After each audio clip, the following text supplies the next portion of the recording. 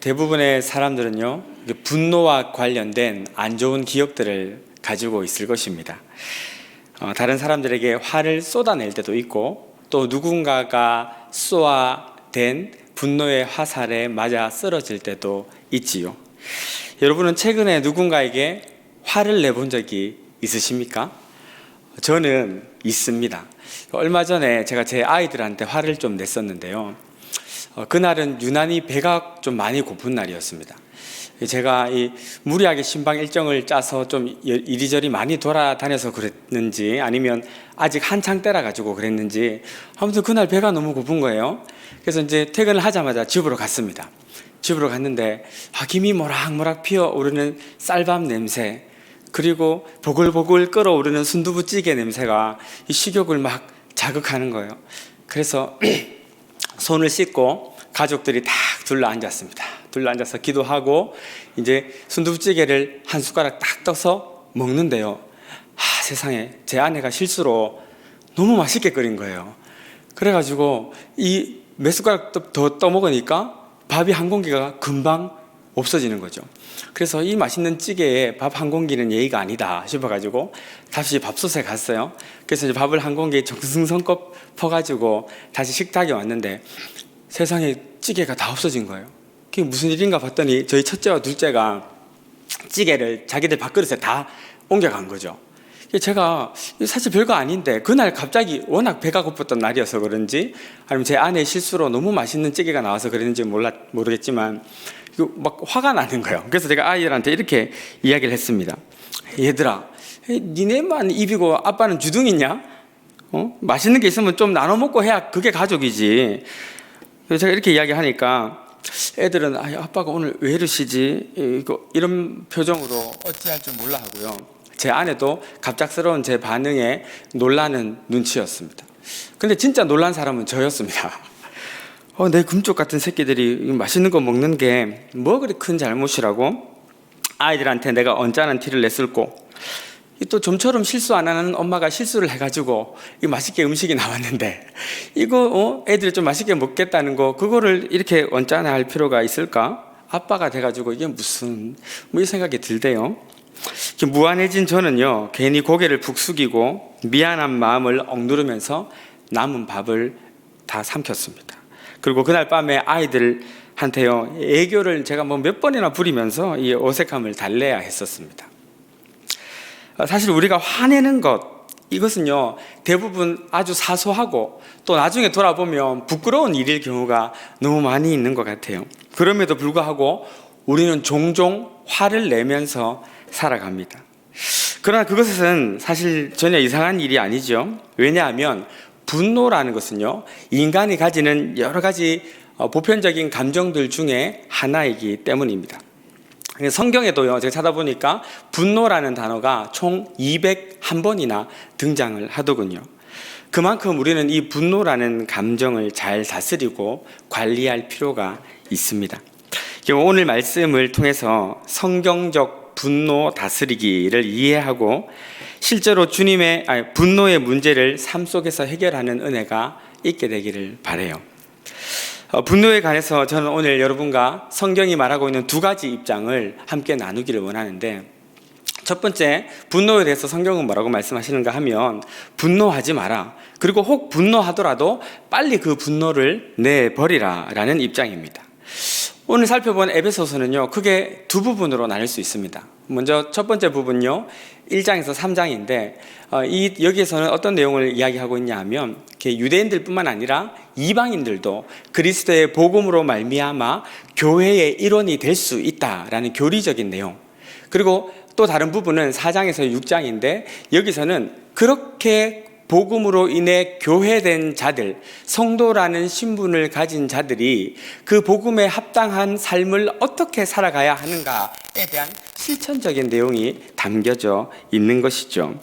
그런 흐름 속에서 오늘 읽었던 말씀이 등장을 하는 것입니다. 방금 읽은 본문을요, 쉬운 성경은 이렇게 번역을 하는데요, 우리 화면을 보시면서 같이 한번 읽어보도록 하겠습니다. 시작. 화가 나더라도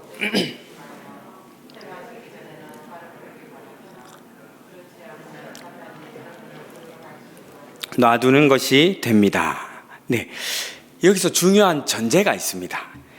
성경은요, 사람이 화를 내는 것 자체를 부인하거나 금지하지는 않는다라는 것이죠. 간혹 화를 잘 안 내는 것처럼 보이는 사람들이 있지 않습니까? 어떤 사람들은 이렇게 이야기해요. 우리 부부는 결혼한 지가 지금 20년, 30년이 돼 가는데 서로에게 아직 한 번도 화를 내본 적이 없습니다. 그러면서 무슨 아주 대단한 인격 수양의 수준에 오른 것처럼 그렇게 이야기하시는 분들이 있습니다. 그런데요, 사실 그것은 화를 안 낸 게 아니고 화를 표현하는 방식의 차이가 있기 때문이에요. 이 분노라는 감정은요, 실제로 매우 다양한 모습으로 드러납니다. 크게 소리를 지르거나 무언가를 던지거나 이런 외적인 모습으로만 분노가 표출되는 것이 아니에요. 어떤 사람들은 그 화를 속으로 감추고 수동적으로 표현하기도 합니다. 예를 들어서 어떤 학생이 영어 선생님한테 화가 났어요. 그럼 그 학생이 선생님한테 소리 지르고 화낼 수 있습니까? 자기가 분노를 표출을 그렇게 못하죠. 그래서 어떻게 합니까? 영어 공부를 안 해버려요. 그것도 분노입니다. 분노. 또 어떤 분은요, 화가 나면 대꾸도 안 하고 무시하고 못 본 척해요. 그러면서 이렇게 생각하는 거죠. 그래도 크게 소리 지르면서 화내는 것보다 낫지. 그냥 화내는 게 더 나아요, 여러분. 사실 무시하고 버리는 것, 이것을 이제 유기하는 것이죠. 이것이 가장 강력한 분노의 형태 중 하나 아니겠어요? 어떤 분은요, 직장 상사에게 화가 나서 시킨 일을 제대로 하지 않습니다. 또 반대로 어떤 분은요, 직장 상사가 에게 화가 나가지고 시킨 일보다 더 열심히 중독적으로 일을 해버려요. 그래, 내가 다 해버리겠다. 내가 다 해주지. 그러면서 말이죠. 다 형태는 다르고 표출되는 방식은 다르지만 분노의 표현이다 라는 것이죠. 실제로 제가 예전에 돌아보면 참 부끄러운데, 예전에 사역하던 교회에서 이런 적이 있었습니다. 그 교회는 교구 담당 사역자가 하루에 신방을 10건씩 해야 되는 사역 지침이 있었어요. 사실 이게 바쁜 현대 그리스도인의 삶을 생각해 보면 그렇게 크지도 않은 교회에서 하루에 10건씩 교육자들이 신방을 하면요, 한 달이면 다 끝나거든요. 그럼 그 다음 달에 또 가야 되고 또 가야 되고, 그럼 교육자들만 지치는 게 아니라 성도들이 너무 힘들어해요. 하루는요, 어떤 성도님이 저한테 와가지고 이렇게 이야기하는 거죠. 목사님, 제가 다 압니다. 담임 목사님이 시켜서 신방하는 거죠. 내가 나한테는 왔다 갔다고 이야기할 테니까 목사님한테 가서는 신방했다고 보고하십시오. 그렇게 이야기하면서 무슨 큰 은밀한 비밀이라도 교환하는 것처럼 눈을 막 깜빡깜빡거리더라고요. 제가 그것을 딱 보고 이건 아니다 싶었죠. 그래서 담임 목사님께 갔습니다. 회의 시간에 건의를 했어요. 있었던 일을 이야기하고, 목사님, 이렇게 우리가 신방하는 것이 중요하지만 좀 상황과 또 이렇게 그 환경에 맞게 신방을 좀 조절하는 것이 좋겠습니다. 그랬더니 담임 목사님께서, 예전에 담임 목사님께서 무슨 진짜 이 악하고 게으른 종을 보시는 듯한 눈으로 저를 딱 훑겨보시면서 그냥 가 그러시더라고요. 그래서 제가 너무 화가 나가지고, 그 화가 났던 것이 합리적인 건의라고 생각했는데 그것이 너무 일방적으로 무시가 당하니까 화가 났어요. 그래서 제가 그 다음에 어떻게 했겠습니까? 그 다음날 신방을 19개 해버렸습니다. 새벽기도 끝나고 나서부터요, 집에 돌아가니까 밤 12시가 다 되더라고요. 입에 단내가 막 나고요. 제가 무슨 말을 하는 겁니까? 분노라는 감정은 이렇게 다양한 방식으로 표출될 수 있다라는 것을 말씀드리는 거죠. 누구나 분노의 감정을 가집니다. 그런데 성경은요, 그것 자체를 가지고 그렇게 많이 뭐라고 하지 않아요. 실제로 유진 피터슨은요, 메시지 성경을 통해서 이 본문을 이렇게 번역하는데, 제가 한번 읽어드리겠습니다. 화가 나면 화를 내십시오. 화내는 것 자체는 괜찮습니다. 그러나 화를 연료로 삼아서 복수심을 불태워서는 안 될 일입니다. 화난 채로 잠자리에 들지 마십시오. 마귀에게 거점을 내주어서는 안 됩니다. 그러므로요, 우리는 내가 화를 냈다고 해서, 분노라는 감정이 내 안에 있다고 해서 그것을 가지고 너무 죄책감에 사로잡힐 필요도 없고, 누군가 화를 냈다고 해서 그 사람을 저 사람은 화내는 사람이야 이렇게 정죄할 필요도 없다라는 것이죠. 중요한 것은 뭐냐? 이 분노를 어떻게 다스릴 것인가 하는 것이기 때문입니다. 왜요? 왜 우리가 이 분노를 제대로 다스려야 됩니까? 만약에 이 분노를 제대로 다스리지 않으면 27절에 사태가 발생을 하는데, 27절은 뭐라고 말씀합니까? 바로 마귀에게 틈을 주게 된다. 이 분노를 이렇게 계속 가지고 있으면 마귀에게 틈을 주게 된다라고 이야기해요. 여기에서 마귀에게 해당되는 디아볼로스는요, 비방하다, 고발하다라는 뜻을 가지고 있습니다. 그리고 틈이라고 해석된 토포는요, 발판, 기회, 이런 또 의미를 가지고 있어요. 그러니까 마귀에게 틈을 주지 못하게 하라, 이 말은요, 마귀가 너를 참소하고 고발할 기회를 갖지 못하게 해라, 이런 말이죠. 자, 요 내용을 조금 더 깊이 이제 좀 생각해 보기를 원하는데요. 누군가가 분노라는 감정을 가지게 됐습니다. 무엇 때문인지 또 누구 때문인지는 잘 몰라요. 아무튼 분노라는 감정을 가지게 됐어요. 그리고 이 감정을 제때 해소하지 못하고 계속 가지고 있으면요, 이 분노라는 감정은 분노를 유발시킨 상대방에 대한 복수를 묵상하는 것으로 이어지게 됩니다. 그리고 그 복수의 묵상은요, 나중에 결국은 때로는 입으로 또 때로는 손과 발로 행하는 범죄로 나타나게 되기도 한다라는 것이죠. 다시 말씀드리면 분노라는 마음을, 이 감정을 빨리 해결하지 않으면 이것이 나중에 실행하는 범죄로 나타나게 된다라는 것이죠. 실제로 그럴까요? 잠언 29장 22절은 이렇게 이야기하는데요. 노하는 자는 다툼을 일으키고 분하여 하는 자는 범죄함이 많으니라. 그러니까 이거 화내고 분해하면요, 결국은 나중에 범죄로 일어나게 된다, 이 말입니다. 분노를 품고 있으면 거기에서 범죄함이라는 행위가 도출되는 것이죠. 그리고 그렇게 우리가 범죄를 하면 마귀는 기다렸다는 듯이 우리에게 다가와서 참소하는 것이죠. 야, 너 그리스도인이라며? 똑같네? 너 솔직히 말해봐, 너 가짜지? 너 그냥 흉내만 내는 껍데기지? 실제로 많은 크리스찬들이요, 이 분노를 다스리지 못해서 범죄해요. 그리고 그 범죄로 말미암아 마음의 정죄를 받고 참소를 당하고 시험에 들곤 합니다. 그러므로 이런 지경에까지 이르지 않도록 화가 날 수는 있지만 가능한 빨리 이 화를 다스려야 한다. 이것이 바로 성경의 가르침이다, 이 말씀이죠. 그런데 문제가 있습니다. 이거 누가 몰라요? 화를 다스려야 된다는 거? 안 되는 게 문제죠. 어떻게 해야 분노를 다스릴 수 있을까요? 여러분, 어떻게 해야 할까요? 단순히 심리학에서 말하는 것처럼 분노 상황임을 인지하고 긍정적인 자아상을 가지고 뚫고 나갈 수 있는 것일까요? 네 잘못이 아니야, 어쩔 수 없었잖아, 누구라도 그 상황이 됐으면 화를 냈을 거야, 뭐 이렇게 이야기하면 기분은 좋아질지 몰라도 상황이 건강하게 해결되는 게 맞겠습니까? 아니면요, 뭐 이렇게 주로 돌을 닦는 분들이 많이 하시는 건데, 숨을 깊이 들이마시고 천천히 내뱉는 평정호흡법을 통해서 우리가 분노를 다스리면 됩니까? 아니면 야, 괜찮아, 뭐 화낼 수도 있지, 다시 안 보면 되는 거 아니야, 세상에 사람이 그놈 하나뿐이야, 이렇게 파괴적인 조언을 하면 분노 다스리기에 도움이 됩니까? 그렇지 않죠. 그것은 믿지 않는 사람들에게 해당하는 일이고요, 성도들 간에는 그런 식으로 분노를 해결해서는 안 되는 것입니다. 왜요? 제가 설교 초반에 말씀드린 것처럼 이 본문이, 이 구절이 어떤 맥락에서 등장을 했는가? 이방인들도 그리스도의 복음으로 말미암아 교회의 일원이 되고 그 교회의 일원, 머리 대신 그리스도의 몸이 어떻게 살아가야 될 것인가를 가르치는 이 맥락에서 이 분노 다스리기의 내용이 등장하고 있기 때문입니다. 그러므로 우리는 어떻게 해야 할까요? 바로 그 해답을 성경에서 찾아보기를 원하는데요, 성경은 곳곳에서 이렇게 말씀합니다. 나는 너희에게 이르노니 형제에게 노하는 자마다 심판을 받게 되고 내 사랑하는 형제들아, 너희가 알거니와 성내기도 더디하라. 사람의 성내는 것이 하나님의 의를 이루지 못함이니라.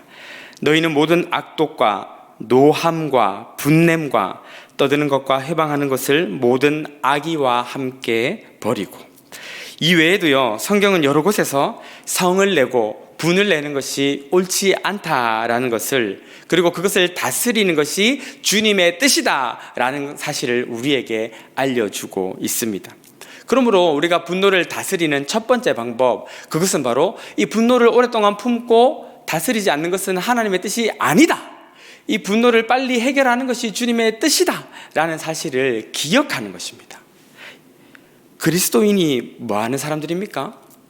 그분의 뜻대로 살아가는 사람들 아닙니까? 그분의 뜻이면 가고 그분의 뜻이 아니면 서는 사람들이 그리스도인 아닙니까? 주님의 뜻이 분노 상황을 빨리 해결해라 이면 우리는 그 말씀을 기억하고 빨리 해결하면 되는 것이죠. 말씀을 기억하는 것, 이것은 내가 분노하는 상황을 오랫동안 유지하는 이것은 주님이 기뻐하시는 것이 아니다. 주님은 이 분노를 다스리기를 원하신다. 이것이 바로 분노 다스리기의 시작이 됩니다. 그리고 우리가 또 무엇을 할 수 있습니까? 그것은 바로요, 주님을 의지하고 성령의 도우심을 구하는 것입니다. 아, 목사님, 그 당연한 이야기를 여기서 하시는 겁니까? 이런 생각을 하실 수도 있는데요. 여러분, 제가 이 당연한 이야기를 굳이 드리는 이유가 뭘까요? 왜냐하면 이것이 유일한 방법이면서도 또 많은 사람들이 그것을 당연하게 생각하지만 실제로 분노 상황을 맞닥뜨리면 그렇게 하지 않기 때문입니다. 혹 주님을 찾는다 하더라도 주님, 저놈 저거 죽여주십시오. 우리가 이런 마음으로 주님을 찾지요. 하나님, 이 들끓는 분노의 마음을 진정시켜 주시고 상황이 악화되어서 마귀에게 틈을 제공하지 않도록 지켜주십시오. 이렇게 기도하는 사람 많지 않은 것 같아요. 주님을 찾기는커녕 오히려 주님 좀 가만히 계셔 보십시오. 나 오늘 저놈하고 끝장을 한번 볼랍니다. 이게 대부분의 경우 아닌가요? 상대방의 잘못을 침소봉대하고 내 잘못은 가리거나 축소시켜가지고 분노의 원인이 상대방에게만 있다라고 전가를 시키는 것입니다. 물론 상대방도 잘못했겠지요. 아니, 때로는요, 거의 일방적으로 상대의 잘못 때문에 나에게 분노 상황이 발생하는 경우도 있습니다. 그러면 분노해도 됩니까? 그렇지 않아요. 주님은 이열치열의 원리를 분노 상황에 대입하지 말라고 말씀하십니다. 오히려 악을 악으로 갚지 마라. 선으로 악을 이겨라. 원수를 사랑해라. 7번씩 70번이라도 용서해라. 주님은 그렇게 말씀을 하시는 것이죠. 아니, 그것이 어떻게 가능합니까? 성령의 도움. 내가 그리스도와 함께 십자가에 못 박혀 온전히 죽는 그 은혜가 우리에게 온전히 임할 때 가능한 것 아니겠습니까? 아무쪼록 여러분, 지금 만나고 있는 분노 상황이 있다면, 그리고 앞으로 만나게 될 분노 상황 속에서 이것은 주님이 기뻐하시는 상황이 아니다 말씀을 기억하시고 즉각적으로 성령의 도우심을 구함으로 마귀가 우리를 참소할 틈을 제공하지 않고 교회의 일치를 이루어가는 저와 여러분들이 다 될 수 있기를 예수님의 이름으로 축원합니다. 아멘. 두 번째로요, 분노에 관한 성경의 입장을 살펴보겠습니다. 분노에 관한 성경의 첫 번째 입장이 분노하지 마라 였다면요, 분노에 관한 성경의 두 번째 입장은 분노하라 입니다. 아까 저는 성경에서 분노라는 단어가 201회나 등장한다고 말씀을 드렸는데요, 그 201회 중 절반이 넘는 것은 하나님의 분노입니다. 주님은 언제 분노하셨습니까? 이스라엘이 금송아지를 만들어서 우상 숭배할 때, 나답과 아비후가 다른 불을 만들어서 섬길 때에, 그리고 광야에서 마실 물이 없다고 하나님을 원망하고 하나님이 세운 주의 종 모세를 대적하여 일었을 때 하나님은 분노하셨습니다.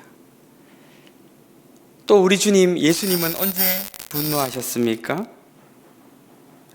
외식하는 서기관과 바리새인들에게, 성전을 강도의 굴혈로 만든 기득권층과 장사치들에게, 그리고 무엇보다도 죄와 사망의 권세에 대해 우리 주님은 강력하게 분노하셨습니다.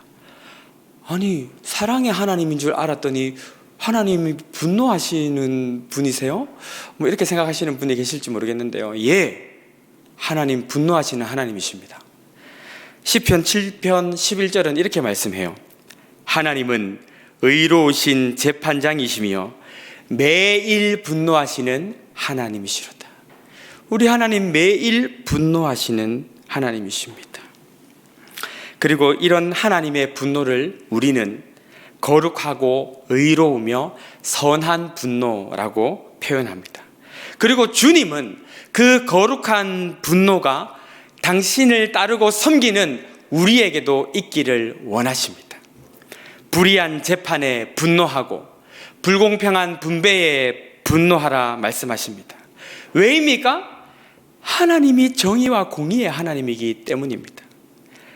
그런데 우리는요, 나에게 직접적인 손해가 끼쳐지지 않는다면 악한 법이 제정되든 불공정한 거래가 성사되든 환경을 파괴하는 기업이 일어서든 우리의 건강을 위협하는 음식물이 유통되든 전혀 분노하지 않습니다. 그러면서도 우리는 매주일 아침 이 세상에 만연한 불의와 억압에 무관심하고 무책임했던 것을 용서해달라고 회개하곤 합니다. 칼빈은요, 그의 기독교 강요 4권 20장에서 국가 통치에 관한 부분을 다루고 있는데 그 중에서 이런 표현이 있습니다. 제가 한번 읽어드리겠습니다. 왕들의 정욕을 다스리기 위해서 세워진 백성들이 뽑은 관리들인 경우에는 그들이 왕들의 광포한 방종에 용기 있게 맞서서 자기들의 직분에 따라서 저항하는 것이 옳다. 왜냐하면 그렇게 하지 않으면 그들은 하나님의 작정에 의해서 백성의 자유를 지키는 보호자들로 세워졌음을 알고도 이를 배반하는 것이 되기 때문입니다. 여러분 잘 아시다시피 많은 경우 칼빈은요, 모든 권세는 하나님께로부터 세우심을 받았고 여러분들은 권세자들에게 순종하고 그 권세를 위해서 기도하라라고 가르칩니다.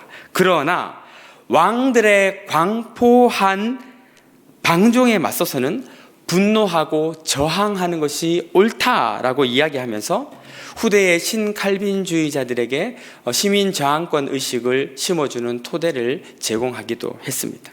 우리는요, 내 것 조금 손해보고 내 자존심 조금 상하면요, 그렇게 화를 내곤 합니다만 이 세상에 만연한 불의와 억압에 대해서는 무관심하고 무책임하고 분노하지 않습니다. 그러나 성경은요, 우리에게 말씀합니다. 분노해야 할 일들에 분노하지 않고 입을 다무는 것은 비겁한 회피요 변명이다라고 말입니다. 물론 우리는 분노하더라도 선하게, 다시 말해서 복수를 하거나 위해를 가할 목적으로 분노해서는 안 됩니다. 문제를 해결하고 상황을 극복하기 위한 마음을 가지고 우리는 분노해야 합니다. 한편요, 우리는 우리가 가지고 있는 죄악과 잘못된 신앙 습관에 대해서도 분노해야 합니다.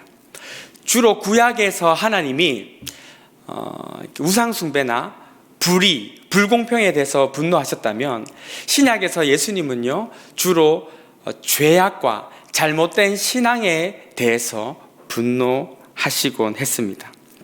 여러분, 이해를 돕기 위해서 조금 극단적인 예를 제가 한번 생각해 봤는데요. 한번 들어보시죠. 만일 누군가가 자기 아내를 버리고 더러운 불륜을 행하면서도 중직자라는 감투 때문에 교회 공예배에 나와가지고 앞에 서서 거룩하신 하나님 아버지라고 한다고 생각해 보십시오. 그럼 우리는 어떻게 해야 될까요? 그 부부 사이 일이니까 간섭하면 안 돼. 그러면 될까요? 때 되면 조강지체한테 돌아오겠지 뭐. 막연히 기다리면 될까요?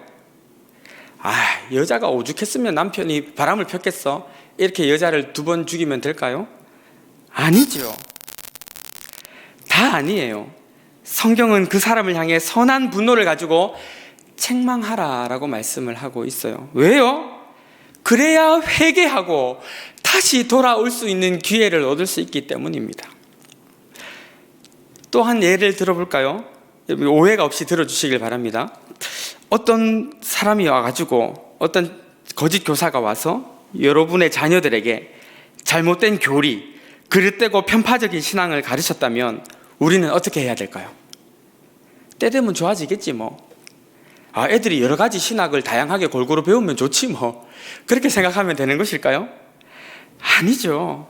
우리는 잘못된 가르침에 분노하고 그것들을 드러내고 치리해야죠.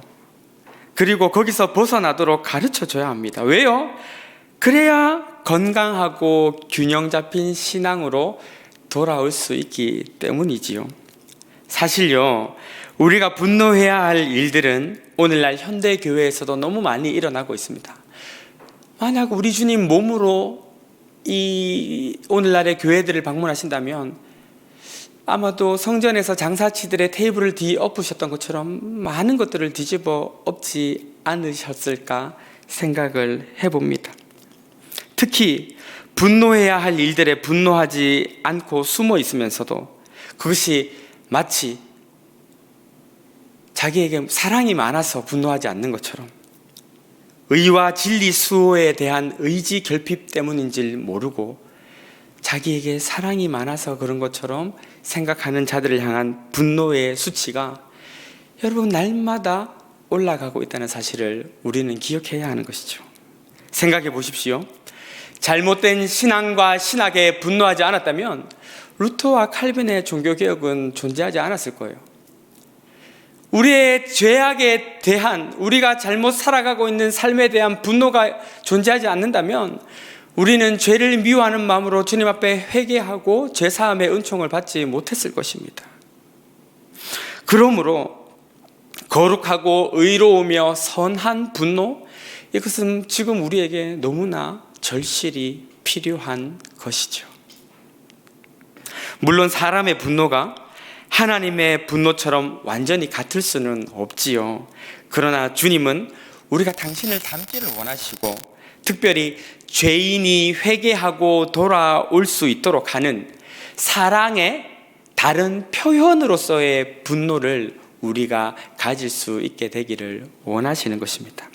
말씀을 정리합니다. 누구나 분노합니다. 겉으로 표출되는 분노도 있고 속으로 삼켜져서 수동적으로 표현되는 분노도 있습니다. 중요한 것은 내가 어떻게 분노하고 표현하는가가 아니라 그 분노를 어떻게 이해하고 관리하고 다스리는가 하는 것이죠.